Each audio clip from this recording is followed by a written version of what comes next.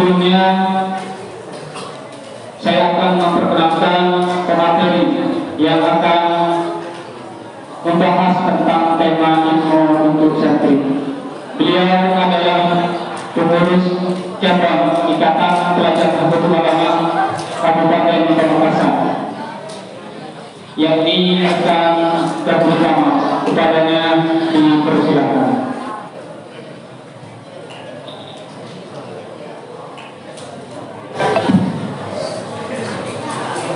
Assalamualaikum warahmatullahi wabarakatuh. Assalamualaikum warahmatullahi wabarakatuh.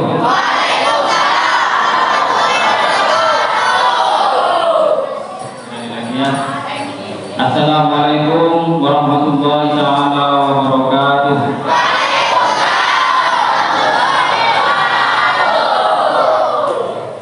Alhamdulillah, salatu wassalamu ala Rasulillah, la haula wala quwwata illa billah. Amma ba'du. Rabbana iftah bainana wa baina qawmina bil haqqi wa anta khairul fatihin. Yang kami hormati pengasuh Pondok Pesantren Banyu Ayu Pamorogadul Pamekasan, yakni Kiai Haji Nawawi Abdul Muin, sekaligus beliau sebagai Rais Suriah pengurus cabang Nahdlatul Ulama Kabupaten Pamekasan. Yang terhormat dan kami hormati segenap jajaran asatid pengurus Pondok Pesantren Banyu Ayu Putra. Yang kami hormati pula para jajaran dewan guru yang mengajar di lembaga yang ada di bawah nama Pondok Pesantren Banyu Ayu Pamekasan ini.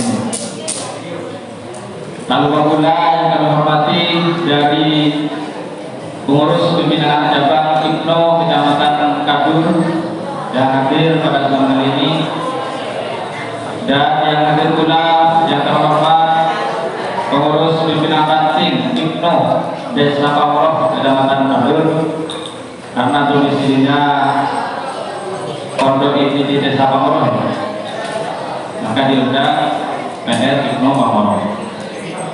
Dan seluruh jajaran pengurus pimpinan Komisi Ikatan Pelajar Nahdlatul Ulama Pondok Pesantren Banyu Ayu Pamoroh Kadur Pamekasan yang sangat saya sayangi, dan yang sangat saya cintai juga para santri tanpa santriwati Pondok Pesantren Banyu Ayu Pamoroh Kadur Pamekasan.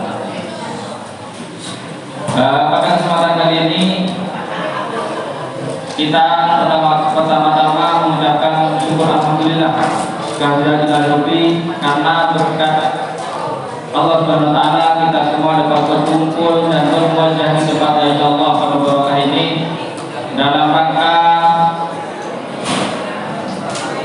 pengembangan bakat dan minat yang mana rutin dilaksanakan oleh PK Ilmu Banyu Ayu ini, yang pada kesempatan kali ini diisi dengan seminar atau stadium general. Apa stadium general itu?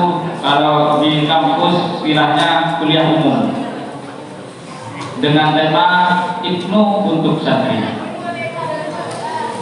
Kemudian salawat serta salam semoga tetap tercurah limpahkan kehadiran junjungan kita Nabi besar Muhammad sallallahu alaihi wasallam di tanah Allah Sayyidina Maulana Muhammad. Karena berkat beliaulah kita semua dapat tangkis dari alam jahiliyah menuju alam yang penuh keilmuan seperti para penghuni ini. Rekan-rekan sekalian yang saya hormati, pada kesempatan ini yang diberi mandat atau yang diberi tugas untuk mengisi stadium general itu adalah saya Al-Fakir Badrut Tamam, bukan Bupati. Sebetulnya saya memang merindu dengan kegiatan yang diadakan oleh PKI Banyu Ayu ini, yang rutin biasanya setiap bulan. Karena sudah lama saya tidak menjumpai wajah-wajah santri Pondok Pesantren Banyu Ayu ini. yang semangatnya sangat luar biasa.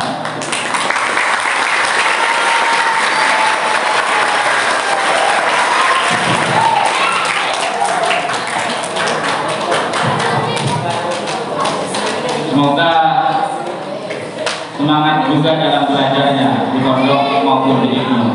Amin amin ya rabbal alamin. Jadi rekan-rekan sekalian, pada kesempatan kali ini kita akan membicarakan tentang IPNU. Di sini kita akan mengenal terlebih dahulu terkait apa itu IPNU. IPNU merupakan sebuah wadah untuk kalangan para jamaah, khususnya Nahdlatul Ulama. Kenapa saya bilang khususnya Nahdlatul Ulama? Karena bisa jadi kemungkinan pelajar-pelajar di luar Nahdlatul Ulama bisa juga masuk ke dalam IPNU. Artinya yang tidak itu kita contohkan. Apa sih sebetulnya itu?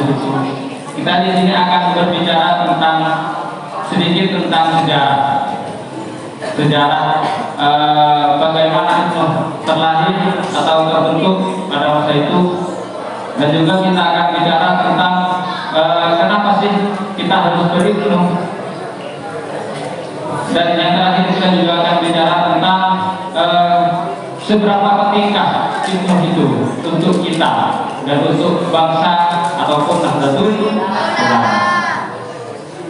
Sedikit bercerita,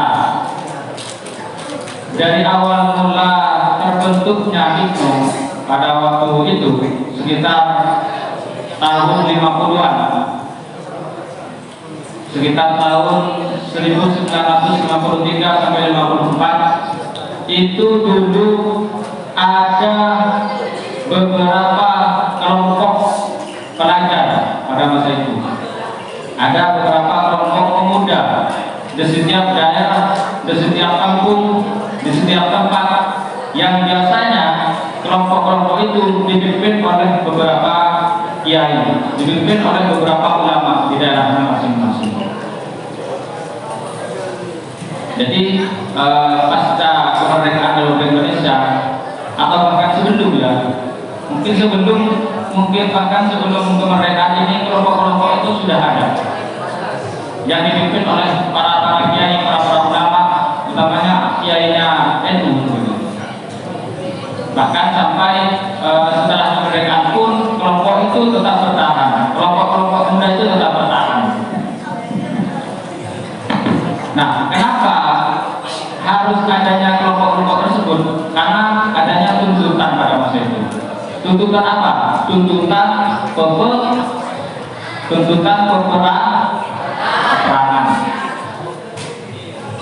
Karena memang kemerdekaan Republik Indonesia pada masa itu tidak luput atau tidak lepas dari peran para santri. Mengingat juga sejarah yang mengatakan bahwa yang membunuh dua jenderal dari Inggris pada masa peperangan dulu, yaitu adalah santri. Maka jangan macam-macam namanya. Jenderal siapa namanya? Malabi. Oh, jenderal Sudirman. Jenderal Malabi. Jadi selama peperangan Inggris pada waktu itu di Surabaya, selama 1 bulan sudah terbunuh 2 jenderal Inggris sekaligus oleh santri. Itu hebatnya santri, tidak ada yang berani. 2 jenderal sekaligus itu di luar kendali, di luar perspektif para tentara Inggris. Karena perkiraan daripada tentara Inggris, peperangan pada waktu itu kita hanya berperang 3 hari sudah tuntas, sudah bisa menguasai Surabaya. Akan tetapi di luar dugaan, area-area Surabaya yang dipimpin oleh beberapa kiai, beberapa ulama dengan kelompok-kelompok yang tadi yang saya sebutkan itu melakukan perlawanan selama kurang lebih 1 bulan hingga menewaskan dua jenderal daripada Inggris. Salah satunya Jenderal Marabi. Itu hebatnya santri. Nah, mengingat cerita itu, saya juga diceritakan oleh salah satu ulama, saya lupa namanya. Beliau merupakan pengurus PWNU Jatim. Jadi di Inggris itu sekarang ada museum tentara. Di Inggris itu ada museum tentara. Nah, museum army. Di sana biasanya di depan pintu gerbangnya itu dijaga oleh dua tentara. Setiap orang masuk, setiap orang mengunjungi museum tersebut pasti ditanya oleh yang jaga itu, "Where are you from?" Paham? "Where are you from?" Menai nanta. Ya, gini-gini kan bisa sedikit-sedikit bahasa Inggris Arab. "Where are you from?" Menai nanta. Dari mana kamu? Setiap pengunjung yang mau masuk itu ditanya seperti itu. Nah, kebetulan pada waktu itu ada orang Indonesia yang berkunjung ke sana. Ketika ditanya, "Where are you from?" Dia jawab, "I'm from Indonesia." Setelah orang itu bilang Indonesia, dua tentara yang tadi langsung tegak, langsung hormati. Tahu alasannya kenapa? Tidak tahu. Nah, setelah ditanya oleh orang Indonesia, "Kenapa kamu sampai tegak hormat seperti itu kepada kami? Padahal kami orang biasa, kami bukan pejabat negara, kami bukan presiden atau dan lain sebagainya. Kenapa kalau kalian bisa hormat seperti itu dan tegak?" Jadi ceritanya diceritakan oleh dua tentara tadi bahwa seisi museum army yang ada di Inggris itu isinya menceritakan tentang hebatnya santri Indonesia yang membunuh dua jenderal Inggris sekaligus pada waktu itu.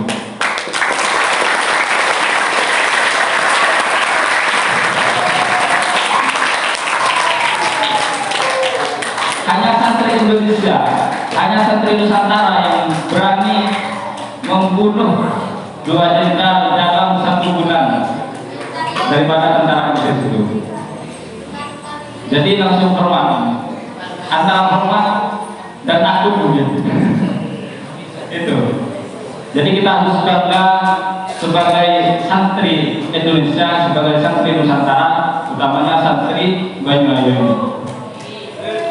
Oke, lanjut. Sampai mana tadi? Kelompok-kelompok yang tadi. Jadi itu gunanya kelompok kiai membentuk kelompok-kelompok pemuda pada waktu itu untuk melakukan perlawanan, peperangan terhadap tentara-tentara sekutu, tentara-tentara Inggris, Jepang dan lain sebagainya. Sampai akhirnya pada tahun 1954 ada seorang pemuda waktu itu ingin menginisiasi. Beliau ingin menyatukan kelompok-kelompok pemuda itu menjadi satu wadah, menjadi satu kesatuan. Karena tidak mungkin nanti ke depannya kelompok-kelompok itu akan terus berpisah-pisah. Maka harus ada yang mempersatukan kelompok-kelompok itu. Oleh karena itu, pada muktamar itu yang berapa itu saya lupa, akhirnya beliau mengumpulkan dan menginisiasi untuk mempersatukan kelompok-kelompok tadi. Akhirnya lahirlah yang namanya IPNU. Awalnya Ikatan Pemuda Nahdlatul Ulama. Siapa tokoh yang menginisiasi mempersatukan kelompok-kelompok itu? Siapa? Kiai Haji Tolha Mansur. Jadi beliau merupakan tokoh yang menginisiasi persatuan kelompok-kelompok pemuda tersebut menjadi satu wadah, satu kesatuan yang akhirnya disebut dengan IPNU. Seiring berjalannya waktu, IPNO akhirnya terus berkembang sampai konferensi atau kongres kedua IPNO terbentuklah juga yang namanya IPP NU. Jadi lain IPP tidak berbarengan dengan IPNO. Berbarengan dengan lahirnya IPP NU, akhirnya singkatan IPNO yang awalnya Ikatan Pemuda Nahdlatul Ulama diubah menjadi Ikatan Pelajar Nahdlatul Ulama. Karena mengingat menurut Kiai Haji Tolak Mansur pada waktu itu, bidangnya IPNO merupakan kelompok para santri, yang mana notabene santri di sana merupakan orang-orang yang masih dalam tahap pembelajaran. Maka dari itu lebih tepat menurut Kiai Haji Tolak Mansur, kita itu disebut pelajar. Maka diubahlah kepanjangan daripada itu adalah Ikatan Pelajar Nahdlatul Ulama. Jadi itu kisah di balik terbentuknya IPNO. Ada perjuangan santri di dalamnya. Maka rugi ketika santri itu tidak masuk IPNO. Nah, kemudian apa sebetulnya kewajiban seorang santri terhadap organisasi? Kita santri, kita memang dituntut untuk terus belajar, untuk terus mencari ilmu, khususnya di pondok pesantren. Tapi juga kita tidak menutup kemungkinan untuk bergerak di bidang organisasi, karena organisasi itu wajib. Seperti hanya yang disebutkan di dalam ayat, saya tidak ingat ayatnya, intinya artinya seperti ini, bahwa Allah Subhanahu wa Ta'ala itu lebih mencintai orang-orang yang berkumpul, yang berkelompok dan bermusyawarah merumuskan sesuatu yang bisa bermanfaat untuk masyarakat dan juga bangsa dan negara. Itu ayat yang disebutkan. Dan yang berkelompok, yang bersatu itu hanya ada di organisasi. Maka kita sebagai santri juga harus menginginkan tentang organisasi. Karena organisasi, dalam organisasi kita bisa melatih diri kita, kita bisa membentuk karakter kita, jati diri kita. Karena setiap orang, setiap adik-adik ini, santri-santri ini pasti punya karakteristik berbeda, pasti punya sifat-sifat yang berbeda. Oleh karena itu, cara mengembangkan karakter, cara mengembangkan sifat-sifat teman-teman, cara mengembangkan bakat-bakat teman-teman harus dituangkan di organisasi. Maka penting bagi kita untuk berorganisasi. Kenapa? Lantas ketika timbul pertanyaan, kenapa organisasi harus IPNO untuk santri itu? Karena IPNO merupakan organisasi yang berkesinambungan. Maksud berkesinambungan di sini, kita tidak hanya belajar IPNO di pesantren saja. Kita tidak hanya belajar IPNO di sekolah saja, tapi kita belajar di IPNO juga ada di desa, kita belajar di IPNO juga ada di dusun, juga ada di kecamatan, bahkan kabupaten. Itu yang disebut secara berkesinambungan. Maka lebih pas bagi pelajar seperti kita, baru saja sebagai kita untuk ikut IPNO. Misalnya teman-teman nanti setelah mondok akan ada pulangan, mulai produk. Ya, maka setelah pulangan nanti teman-teman tetap bisa belajar, tetap bisa aktif di IPNO. Lalu apa? Melalui IPNO di tingkatan ranting di desa kalian masing-masing, atau bahkan di kecamatan kalian masing-masing. Nah, itu yang disebut dengan berkesinambungan dan berkonsolidasi dengan baik. kalian mau pulang ke desanya, mau pulang ke dusunnya atau kecamatannya, pasti akan bertemu dengan Ibnu. Atau bahkan misalkan teman-teman sudah lulus pondok, sudah lulus sekolah, mau meneruskan ke perguruan tinggi, di sana juga ada Ibnu, namanya PKPT, Pimpinan Komisariat Perguruan Tinggi. Nah, itu pentingnya kita berhipno. Di samping kita belajar berorganisasi dengan baik, dan juga di samping kita berorganisasi dengan, karena organisasi itu banyak sekali, terutama organisasi pelajar, maka kita akan organisasi hipno yang sudah jelas-jelas kita itu anaknya NU, yang sudah jelas-jelas akidah kita itu Ahlus Sunnah wal Jamaah, anak dia. Selain itu, karena itu organisasi yang berkesinambungan yang saya sebutkan tadi. Maka dari itu, ketika kita masuk Ibnu, sekalipun kita santri, kita juga harus punya wawasan yang luas. Karena ini, saya punya nadoman, mungkin santri-santri di sini sudah banyak yang hafal. Saya lupa kitabnya, mungkin Ustaz nanti bisa ingat. Intinya itu nadoman dalam ketika orang mencari ilmu. Saya waktu itu belajar pada guru saya, belajar kitab, ada nadomannya. Alhamdulillah masih ingat. Nadomannya gini: ala tanalul ilma illa bisittati sa'ummika an majmu'iha bibayani dukain wa yarsin wa astibarin wa bullatin wa irsyadi ustadin wa duli zamani. Itu bisa apa? Kita bilang bukan? Oh, taklim mutalim. Ya, alhamdulillah saya sudah ingat. Berarti sudah hafal semua ya? Oke, kita baca langsung bentar, 3 kali cukup. Ayo sama-sama. Bismillahirrahmanirrahim.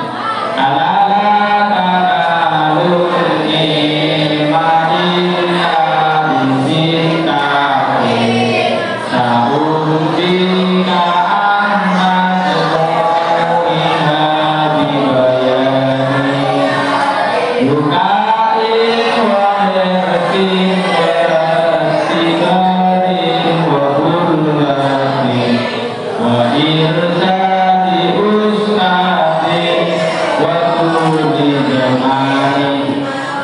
Kayaknya gak apa atau masih belum nyampe? Gak apa? Ada yang apa? Belum?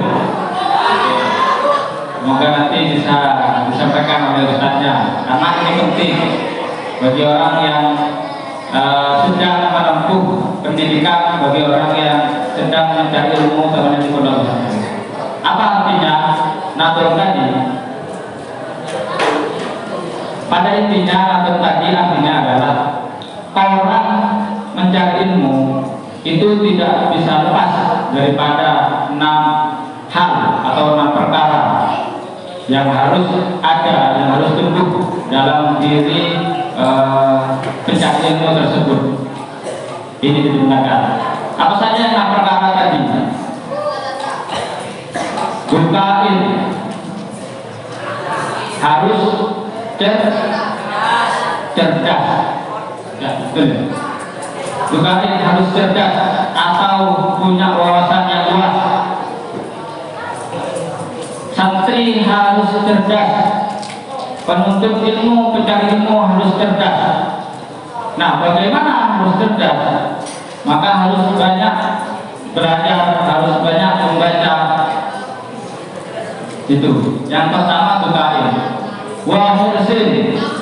Yang kedua, semangat. Mencari ilmu harus semangat, mondok harus semangat. Makin tak ingin kudu semangat. Makin lapar kudu semangat. Kalau mau lapar pas aja kata suami.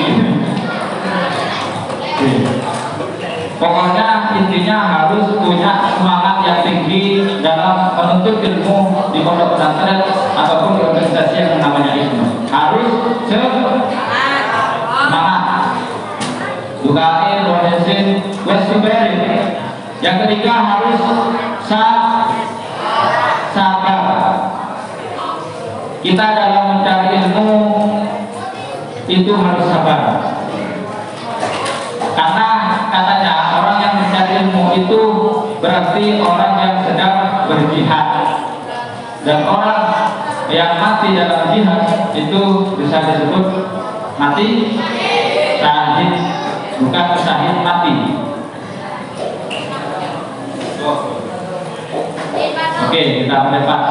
Jadi orang yang mencari ilmu itu disebut dengan orang yang berjihad, maka harus sabar. Wasdibarin wabulugatin. Yang keempat harus punya dana, harus punya uang. Kita mencari ilmu harus punya uang. Kita mencari ilmu harus bayar. Jangan suka dengan sesuatu yang gratisan, karena nantinya hasilnya akan berganti. Maka harus ketika mencari ilmu harus punya dana, harus punya uang yang banyak. Wabulugatin. Yang kelima, wabul bisa diustadin. Harus menurut terhadap ustaz, harus menurut terhadap guru, utamanya kiai. Jadi ustaz-ustaznya tidak boleh dilawan. Beliau yang mengajari kalian semua, maka harus nurut, harus tunduk, harus patuh terhadap apa yang dipakom oleh kiai, oleh ustaz dan guru-guru kalian. Tuh.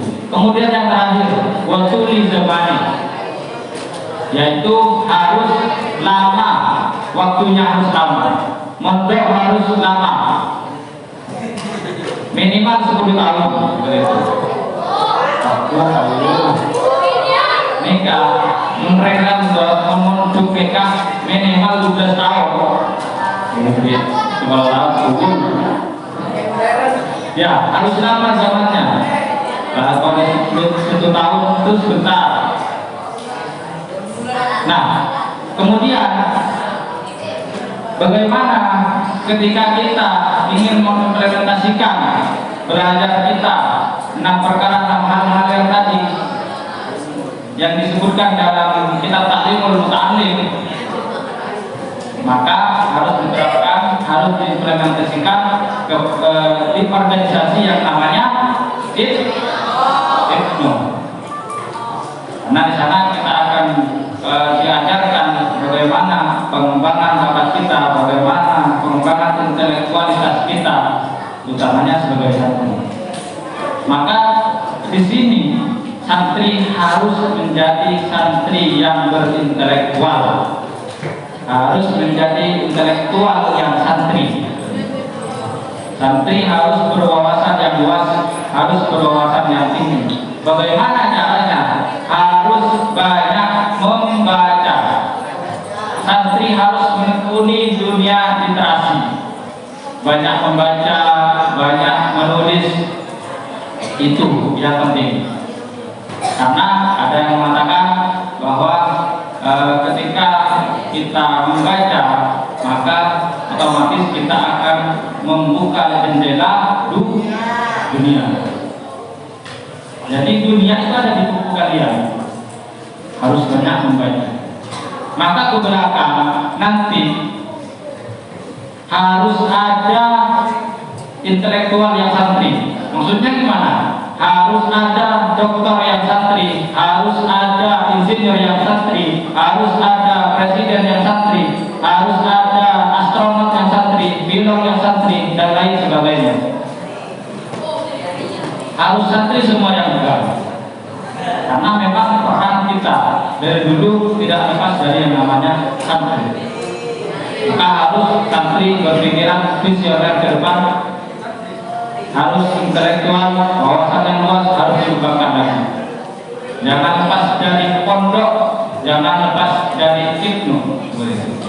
Insyaallah kita akan bersama-sama mengawal bagaimana kemajuan IPNO, perkembangan IPNO ke masa yang akan datang. Karena kita sebagai proses penciptaan kader-kader Nahdlatul Ulama 5 tahun, 10 tahun yang akan datang.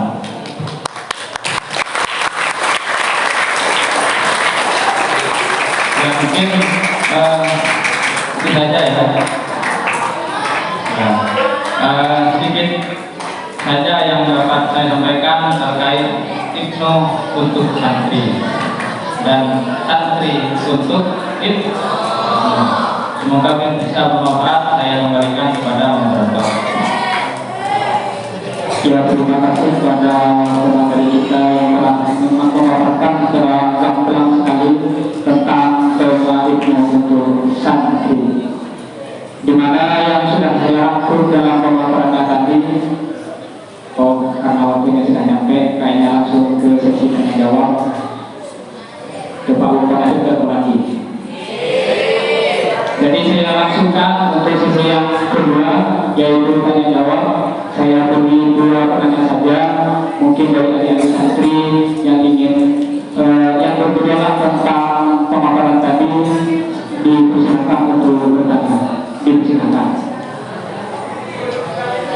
Ya, maju, memanggil salam dan memperkenalkan diri.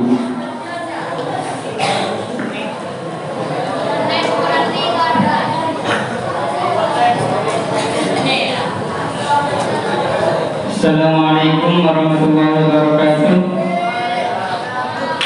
Terima kasih sebelumnya. Perkenalkan, nama saya Misbahul Umam.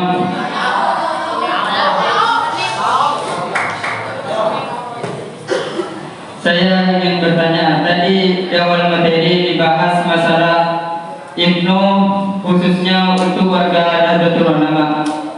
Pertanyaannya, apakah boleh dari organisasi lain, misalnya Muhammadiyah, untuk mengikuti IPNO, untuk masuk menjadi anggota IPNO?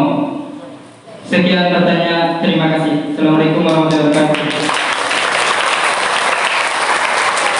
Ya, kami angkat pertanyaan yang pertama sudah ada dari rekan pengurus PKI Modenayu, mungkin dari adik-adik santri. Adik-adik santri, pola pasokan anaknya. Masa kata itu?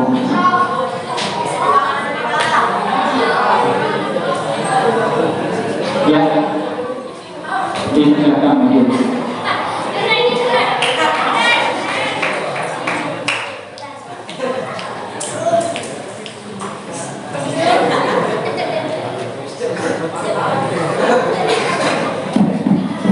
Assalamualaikum warahmatullahi wabarakatuh.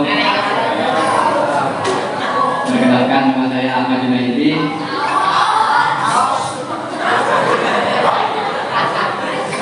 Saya ingin bertanya, kan kakak pertama tadi bilang IPNO untuk santri dan santri untuk IPNO. Apakah peran santri untuk IPNO? Demikian dari saya. Wassalamualaikum warahmatullahi wabarakatuh.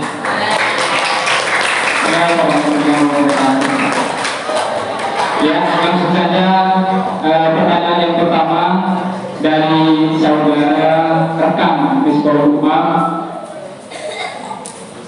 Bagaimana, apakah bisa organisasi lain, contoh seperti Muhammadiyah atau organisasi-organisasi di luar itu masuk ke anggota Jamiah Nahdlatul Ulama, seperti itu Pak?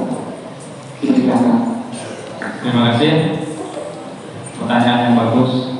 Jadi apakah orang-orang di luar NU itu bisa mengikuti NU?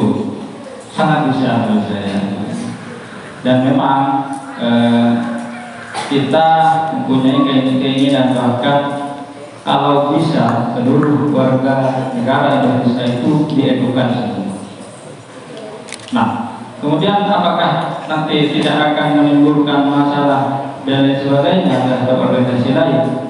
Loh, kita kan tidak memaksa. begitu. Selama kita tidak memaksa seseorang, menjadi seseorang untuk bagaimana kita harus mengikuti NU, kita harus mengikuti IPNO misalnya, atau kita paksa seseorang untuk ikut Pakesta misalnya, dari Muhammadiyah seorang Pakesta, jangan kalau kita memaksa.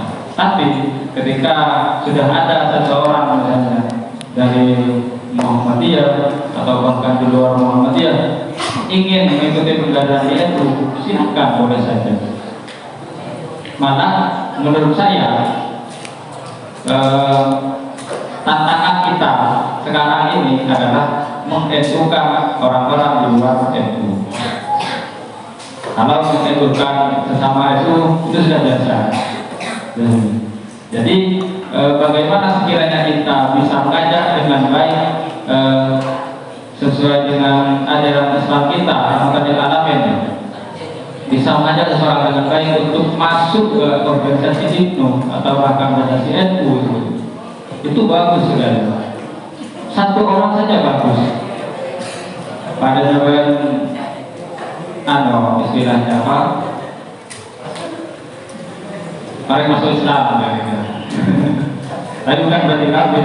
Maksudnya lebih mengedukan orang yang belum itu. Namanya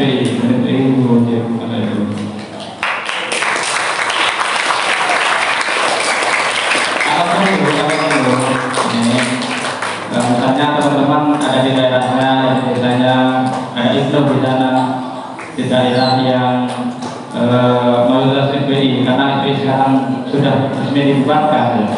Kalau perlu di sana adakan pengkaderan.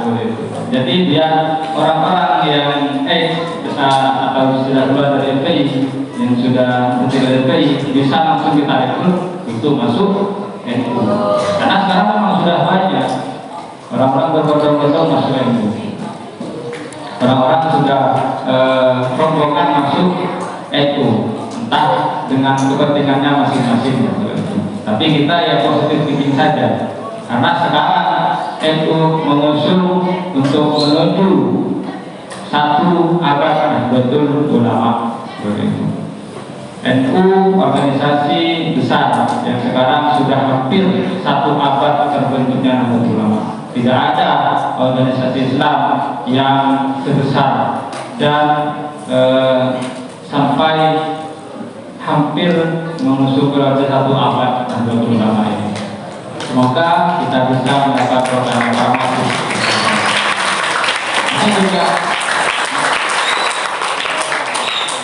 ini juga proses nyambungan dengan pertanyaan yang kedua tadi. Lantas apa peran santri untuk IPNO itu? Peran santri dalam IPNO itu intinya harus belajar. Ya, harus belajar. Santri, karena santri masih di pondok, maka santri tidak boleh mengesampingkan kepentingan pondok pesantren daripada IPNO. Karena mau bagaimanapun lebih penting pondok pesantren, lebih penting kiai kalian daripada IPNO. Ketika misalnya ada kegiatan IPNO, kemudian kiai kalian, kiai adik-adik tidak mengizinkan, maka jangan maksa. Kalian harus tetap pada himbauan yang diberikan oleh guru-guru dan kiai-kiai kalian, selama tindakan itu yang bersifat positif. Jadi peran santri untuk IPNO itu harus banyak belajar.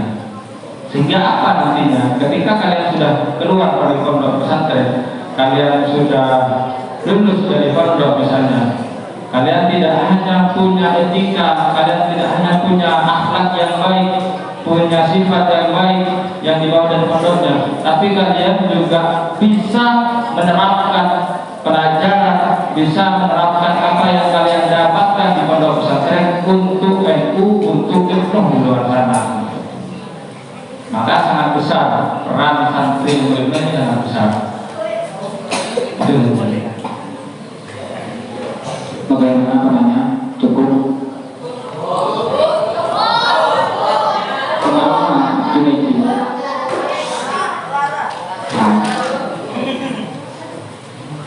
Ya, saya minta perwakilan dari santri, nah, mungkin ada pepatah pesan untuk kita semua dalam santri, utamanya dalam berorganisasi seperti itu. Tapi saya kasih waktu satu menit. Sebetulnya tidak pantas buat saya untuk memberikan semacam pepatah atau semacam pesan-pesan kepada santri, karena masih lebih mulia teman-teman, lebih mulia adik-adik. Saya belum pernah nyantri, pernah nyantri cuma sebentar. Saya nyantri di Pondok Pesantren Darul Luwah Wadirosah Al-Islamiyah Akor Perumahan Pamekasan. Ada yang tahu? Pengasuhnya Syekh Ahmad bin Abdul Salim Al-Haj Al-Azbir itu. Jadi saya pernah menduduk di sana 1 tahun. Kalau kalian kan sudah bertahun-tahun, ya sedikit saja lah untuk pengalaman organisasi. Intinya kita santri dalam berorganisasi itu harus tetap dengan apa yang didahulukan oleh kiai kita. Kalau ada ilmu yang bisa diambil, yang bisa bermanfaat, kita berarti bersama, kita pelajari bersama, karena itu murni dari Allah Subhanahu wa Ta'ala. Sekian dari saya.